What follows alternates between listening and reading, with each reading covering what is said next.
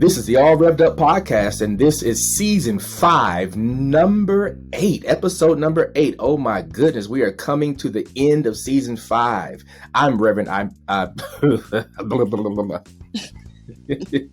going to say I'm Reverend Irene. Okay, I was about to. Here we go. We're going to cut here. Action. This is the All Rev'd Up podcast, and this is season 5, episode number 8. I'm Reverend Emmett Price. And I'm Reverend Irene Monroe. Irene, before we introduce and engage our very special guest, let us thank each of our listeners and viewers. Thank you for listening to us on the various podcast apps and for watching the actual live recording of the podcast on our YouTube channel. We are grateful for your support, your encouragement, your feedback, your reviews, and your comments. Thank you so much for sharing the podcast with others. Indeed, and I would be remiss if I didn't offer my usual and my weekly tsunami of thanks to our audience and to our talented producers, Kyla Wright and Cavante Smalls. Hear, hear to our talented producers. Well, speaking of talent, we have a very special guest for this episode, and I'm so excited. Irene, back in season 1, which was back in 2019, we had our dear sister, the Congresswoman, Ayanna Pressley. And then in season 2, which was back in 2020, we had our dear sister, the phenomenal writer and just, elocutionist, journalist and everything, Renee Graham. Well, this time here, we have Boston's own, and let me just roll these titles off so we can just validate who we have here. The Senior Advisor on Racial Justice in the Equity and Inclusion Cabinet for the City of Boston, the Chief Resilience Officer for the City of Boston, the former Director of Communication and Constituency Services for the City of Boston's Housing Authority. I mean, check this out. The former Deputy Chief of Staff for the MBTA, the former Deputy Director of Community Affairs and Special Projects in the Deval Patrick administration, the former Executive Director of the Black Legislative Caucus. I mean, this sister has done everything, anything, all things, and she has done them well at the highest level. And she rocks and she exemplifies that Black girl magic. Come on now. And you know what? Y'all better recognize. Y'all heard it from Irene. Y'all better recognize. Sister Lori Nelson, welcome to the podcast. And come on, get all revved up with us. Thank you all so much to Revs, right? Irene and my good friend, Reverend Dr. Price. Just want to say thank you for having me on your podcast. I am excited to talk with you all about what we are trying to do here in this city. This matter of race and racial justice is something that we all fight daily, right? And so yes. I'm excited to be with two persons who I admire and respect for your work, not only as leaders of faith, but Black people who lead, right? And are trying to do this well. So I'm excited to be here. Also want to shout out your amazing team. Just brilliant minds and wonderful spirits. So I'm excited and ready to just have a great conversation. I just want to relax, turn my brain off, and watch the blackest city in America beat the most racist city I've ever been to. Boston is the most racist sports town. It just is. You talk to Black players, hate that play. Here. Irene, I'm going to hand it over to you, but I just have to say that Lori was listening to one of our other episodes, text, and was like, when y'all going to have me on? And I came back and I was like, hey, I think we got our special guest. So Irene, Lori, you should know, Irene was like, oh my God, she wants to be on our podcast. So much so, Lori, that not only did I comb my hair today, I took a bath for you. Yes, I did. Okay. This is a big thing now. Okay. This is a big thing. And it's usually just Sundays now. It's just usually Sundays. All right? So you real special. Thank you. Thank you. And let me say this, Black girl magic style, you look good and you're representing well. So it's good. We're good. All right. All right. Take it away, Irene. Yeah, so Lori, help me understand Boston really, because I'm from Brooklyn in a black enclave from Brooklyn, and I came up here for school. But in history, when I would read about Boston, one of the things that was attracted to me was that it was the epicenter of the abolitionist Mhm, movement. We all know about the 54, regiment. So then by the time, we roll into the 70s, you got the busing mhm, crisis. And then you live here long enough, whether you're here where I am in the People's Republic of Cambridge or you're in Greater Boston, you don't see a visible black middle class unless you go to Martha's Vineyard in August, which I call Black History Month in mhm, August. But what I want you to help me understand here is like our accumulated wealth, as you well know, the spotlight team spotlighted here. We don't see, what is it, an aggregate number of black business in places like the seaport. Help me to understand the invisibility here and the work that you'll do to sort of get away from that title. We're the most racist city because while people will say they're individual, there's something systemic, deeply, deeply mhm, systemic going on. mhm, mhm. So I think there are a couple of things, and thank you for asking that question. Certainly, Boston's history, you're right. We are an evolving city. I would say, much like other cities across the nation, Boston has had an iconic type of past, right? Dr. Price and I, was it last week? I can't even remember, but last week we were at the African Meeting House, right? The Hmm. oldest meeting house, first meeting house on Joy Street, where we were celebrating uh, our continued contribution, but one of them in the form of expression, right? It was an ode to Negro spirituals, right? So I'm going somewhere with this, right? So at one point, Joy Street was all black. Hmm. And so there are pockets of the rich history. And again, I go back to the contributions, the sacrifices of Boston that black people have been a part of, right, since day one. What Hmm. we find is that unfortunately, history and modern day history and how it is taught, those unique moments are not reflected.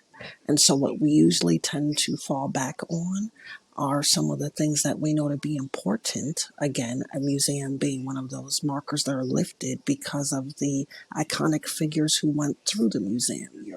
Your Frederick Douglasses and the abolitionists, and at that point when blacks were Republicans, the formation of party Hmm. formation and party politics. But we don't go into some of the deeper spaces there. So as I fast forward, Rev Irene, what we've noticed is, and what we're trying to do, is to really begin to uplift those smaller businesses, those everyday black persons who are members of our society and our community that are doing everyday good work that continue to dispel the rumors and the myths, but also some of the hard facts about Boston, right?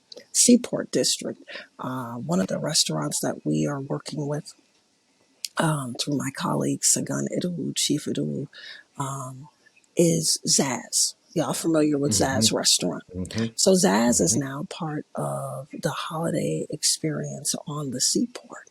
And that was intentional, right? Because what we want to do is we want to make sure that we are part of this, what is being reframed or shaped as an inclusive city, right? The reality is we built the city. And so Yeah. at the end of the day, to remind people of that, but also providing a pathway and access for others and those businesses and persons who need to be part of this table that we're building to be a part of the table. Last thing I'll say on this is a pandemic shifts things, right? Y'all probably had Hmm. conversations about a pandemic, right? So a pandemic really began to illustrate the larger divides of the haves and have nots. But on the flip side, I, from where I sit, there was this interesting formation of unity amongst us that said Hmm. that we now have to essentially do for us, by us in a very different way. I would not argue that we didn't do it before, but a pandemic hits us differently. And so, to some extent, we go back to what it means to really mobilize community, right? To some extent, we go back to what it means to make sure that everyone on this podcast, your team has food to eat, has shelter, the basics.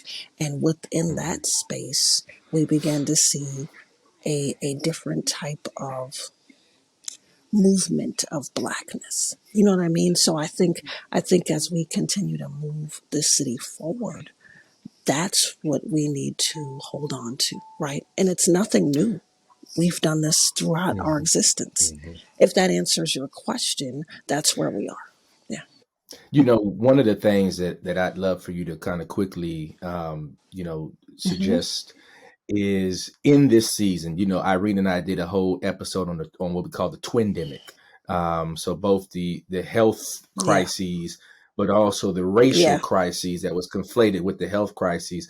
And one of the things coming out of it was the fact that we as Black people no longer wait for permission to do what is needed to be done on our own Hmm. behalf. With you being centrally located in the city hall, Mhm. how are you seeing that play out, particularly as somebody who, as long as I've known you for, 2 decades, have been always deeply entrenched in the thriving of the Black community, deeply entrenched in intergenerational wellness, deeply entrenched in healing and hope. So how do you see that from the seat that you sit I mean, in? I think it's going to sound awkward, right? But to some extent, it has been refreshing. Does that make sense? Hmm. Because Mm. Yeah. Yeah. Boston is very interesting. Okay, we're family. Let's be real. And Black Boston is also very interesting. And so there's Hmm. still a almost a I dare say hierarchy and or way that you have to either kiss a ring or be anointed Hmm. or appointed even amongst blackness within Boston. A pandemic Okay. levels that playing field. Now, and please hear me, I'm not amplifying the pandemic. We all know that many people are still coming out of a pandemic, inclusive of our people.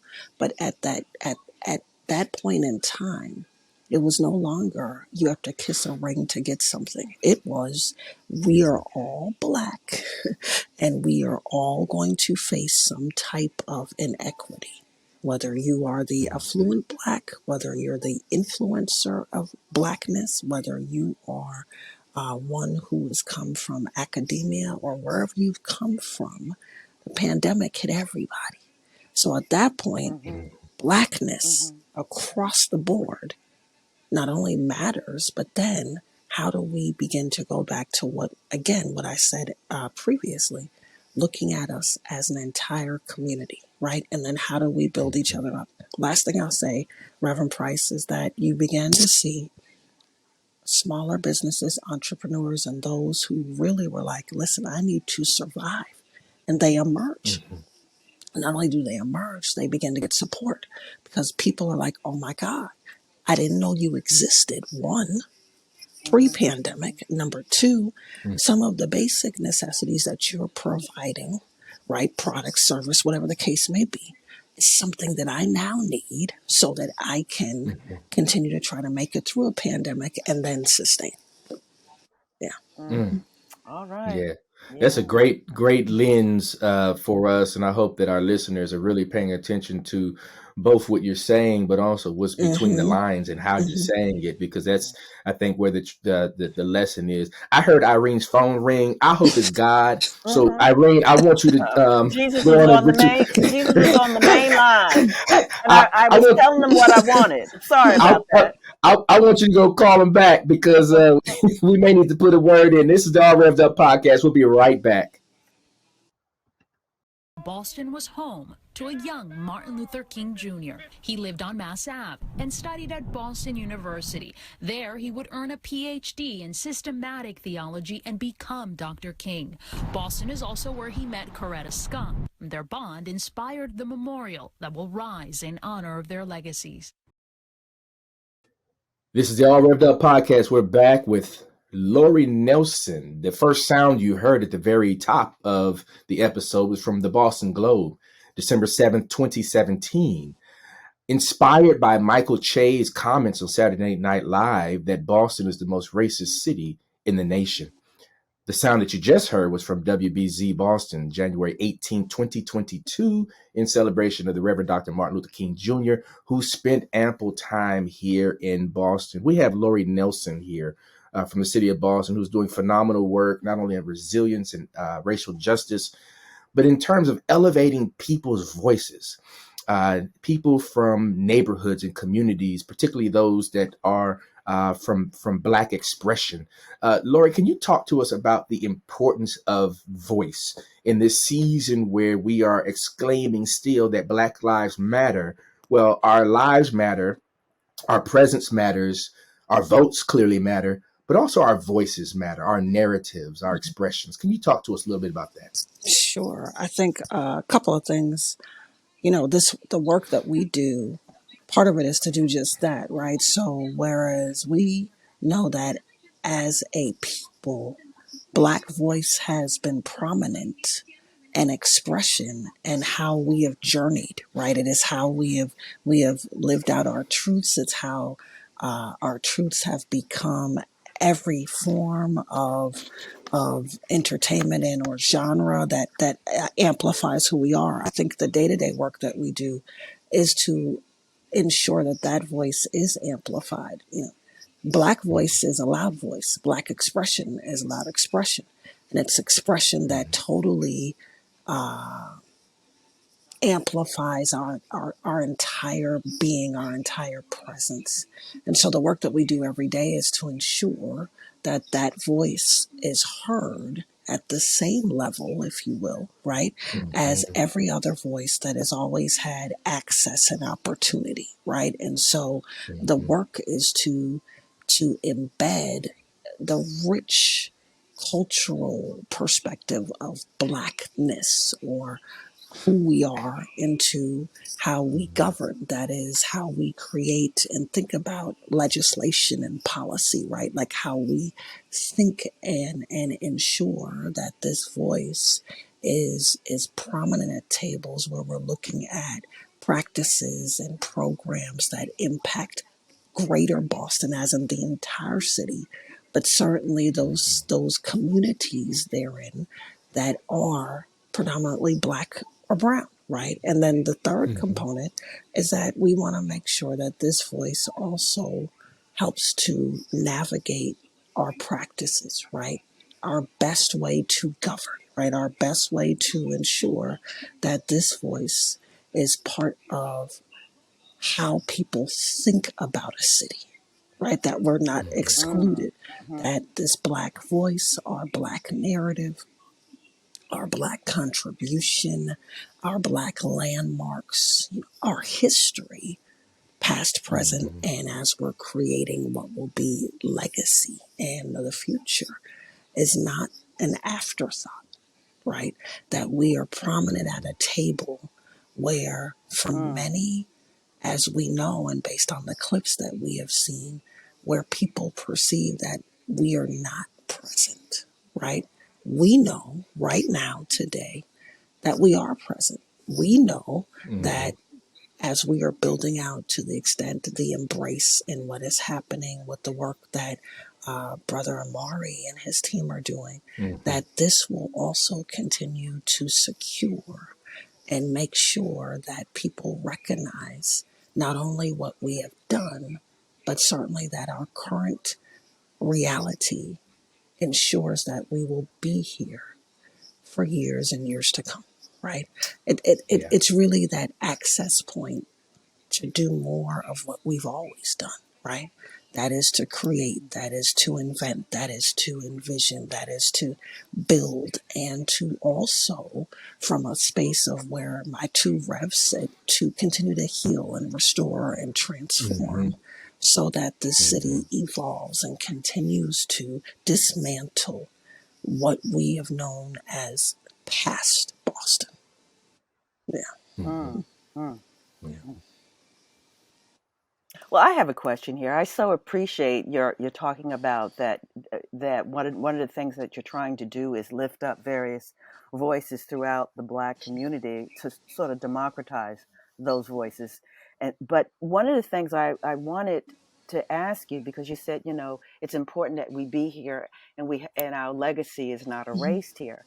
And one of the things I want to ask is how do we make sure that doesn't happen? Because you can democratize voices and they not have power. So you have this sort of window kind of dressing here, but when it really comes to power, we still don't have that. And so and particularly when you talk about the visibility of Black folks here, Mm-hmm. because we're always used for photo op moments here and stuff, with the fast gentrification that are going on in Roxbury, all of those areas, how do you maintain the ethos that these Black communities have built? At the same time, the population is diminishing, and the reason why we know that we see it, but we also see it in the schools. I just Mhm. read an article where they said that we've lost 15,000 kids because the schools are not working, and it troubles me because this is an academic hub, and I just feel like a child from Tucaloo, Mississippi, have a better chance going to Harvard and BU than a child living in Dorchester and Roxbury. So I think what you're saying, Rev, is spot on, and I think so. There are a couple of ways to look at this. Number one, I always go back to some of the foundations of what we know. Emmett knows my spiel on this, right? Reverend Price, forgive me. There's something about civil rights movement. I dare say theology, right? But Mm-hmm. the way that in those times and not so recent past, some of these same critical uh, issues were there, right? And so these persons, whether you're the iconic figures that we've studied and or the persons who worked behind the scenes, who wrote out the strategy, who kind of knit everything and connected the dots, they always came together to meet, to plan, and then to execute. Didn't matter where you came from, didn't matter. Again, your pedigree or status. There was a unified understanding that a body of people, we Blackness, had to get to the same level and have the same opportunities and rights as others. So I think today, current reality, Boston, I will say, we have to some extent moved away from those pillar organizations that would help to build that out, right? So there's an NAACP, there's an Urban League, right? There's at one point for Hmm. Black Boston, a Black political task force. I just had a conversation about that. But there were entities and Wow. institutions that became your bedrocks, right? You knew that there would be these conversations. Oh, and the Black church, right? So there were these spaces where everyone would come together to do these type of meetings behind the closed door, scene meetings to plan, strategize, and execute. Last thing I'll say is there was a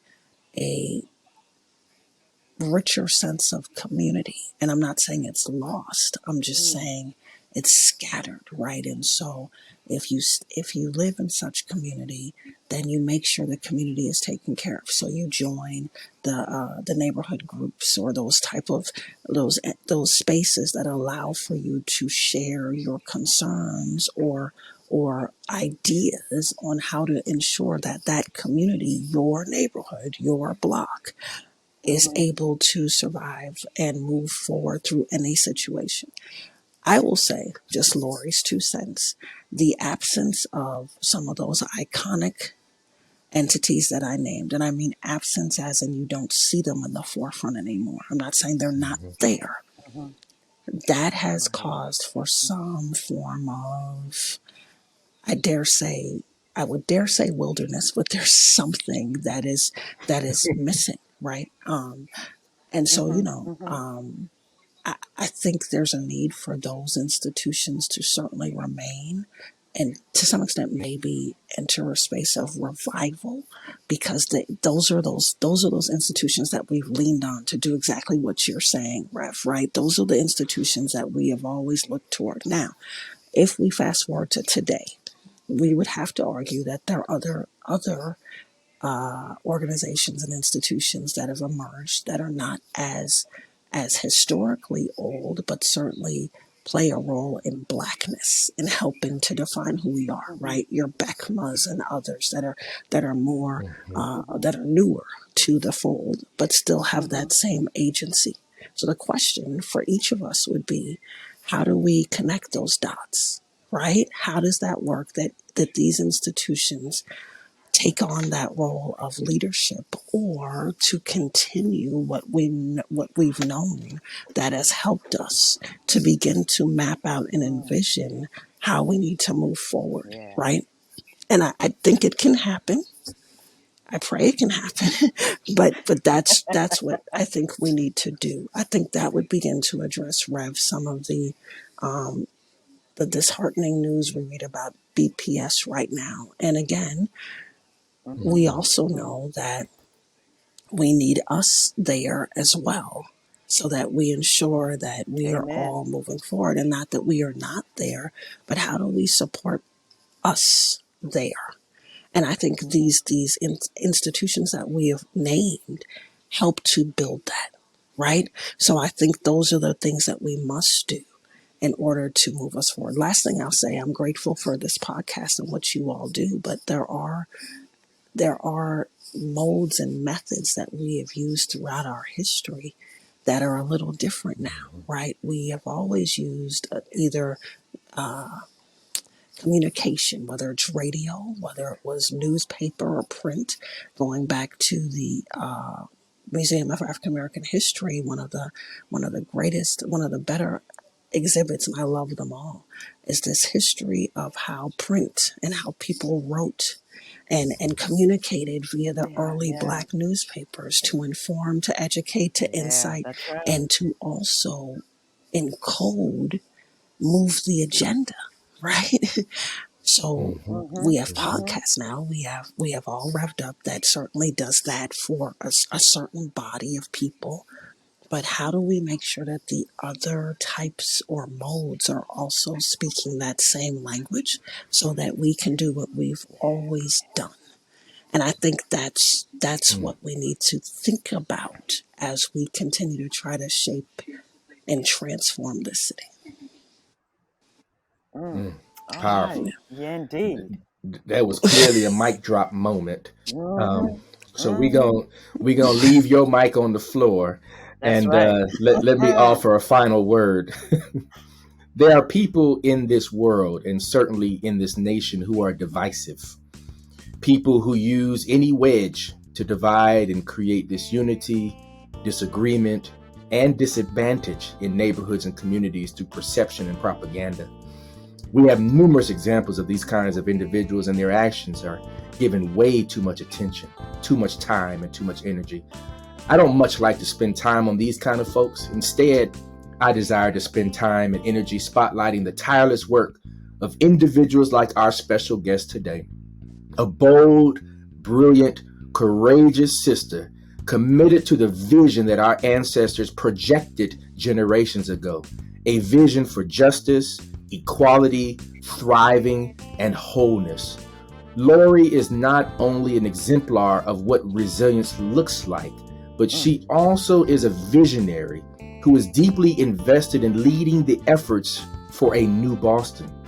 A Boston not burdened by external commentaries of how racist the city is, but a Boston that is highlighted as an example of what racial justice, equitable access, and progressive policies can do to transform people's lives, people's hopes, and people's dreams. Vision is something that is hard to come by. The Old Testament prophet once wrote that where there is no vision, the people perish. Amen. This sister here is about life, about thriving, about hope, about healing, about wholeness. And her vision for this work is divine. We offer our thanks to you. We give thanks for you, and we offer our most sincere prayers for your continued efforts locally, regionally, national, and beyond. Ashe. Ashe And amen. and amen. Thank you, Laurie. Thank you.